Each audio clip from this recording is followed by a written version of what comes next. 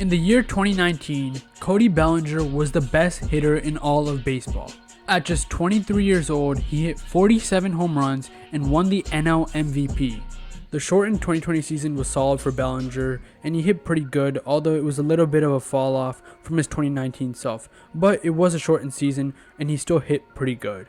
Coming back from an injury to start off his 2021 campaign, Bellinger was extremely disappointing. His strikeout rate went up from around 16 to 17 all the way up to 26%, 10 percentage points, and these same trends continued all the way into 2022. And over those 2 years, he performed much worse than the average hitter in baseball.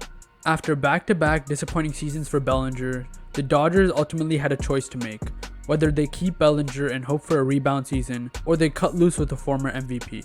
The Dodgers decided they didn't want to pay Bellinger $20 million and eventually non-tendered him, making him a free agent. Looking for a change in scenery, Bellinger signed with the Chicago Cubs, a deal that was a low-risk, high-upside for Chicago, and a deal that could also increase Bellinger's offensive stock for next year's free agency. After starting off the season pretty solid, Bellinger unfortunately got injured.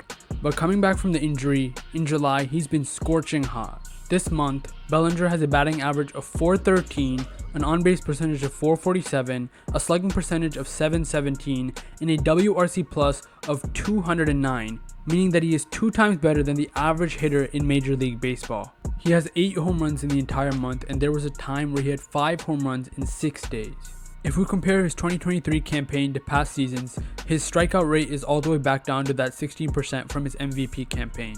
His WRC plus of a 141 is the second highest of his entire career, behind obviously the MVP season.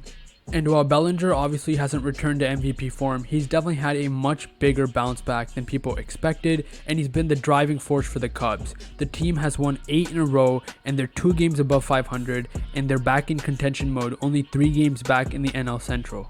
There were talks of Bellinger actually getting traded to a contender, but because the Cubs reeled off this very impressive win streak and have actually put themselves back in the playoff hunt, the Cubs said today that Bellinger is actually staying put and he's going to stay with the team, and I think the Cubs have a decent shot. They have to jump the Reds and the Brewers if they want to win that NL Central, so it's going to be a bit tough, but they can also make it through the wild card, and the Marlins and D-backs, 2 teams that are kind of ahead of them, have been slumping as of late.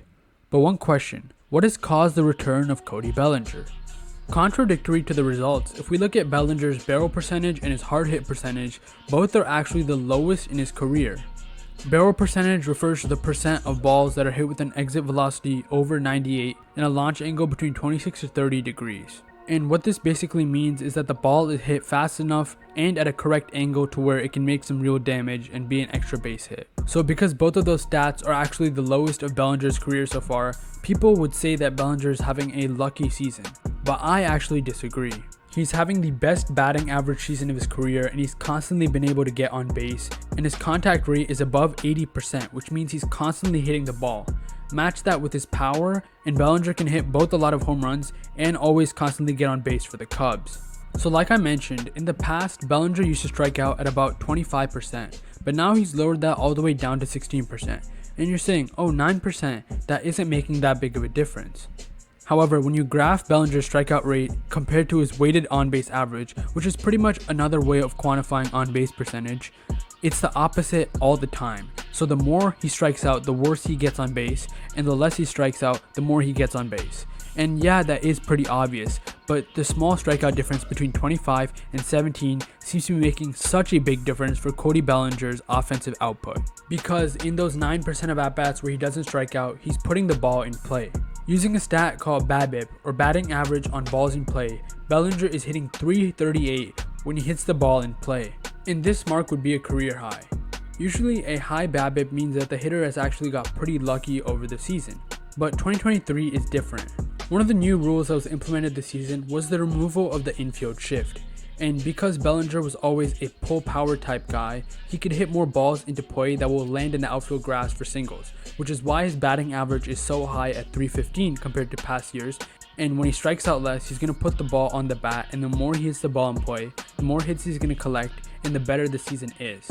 So Bellinger's key thing is to lower his strikeout rate, and because the new shift rules are potentially aiding Bellinger alongside with, a little bit of luck, somewhat of his MVP form.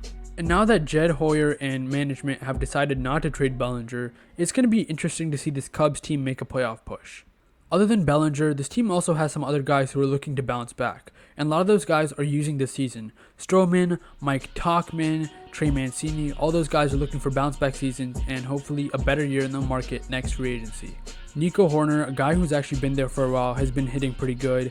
Seiya Suzuki's been pretty good. Christopher Morel is back up in the bigs, and Adbert Azale, a failed starter, has turned into their closer, who's been very good and electric, and I really like his save celebration.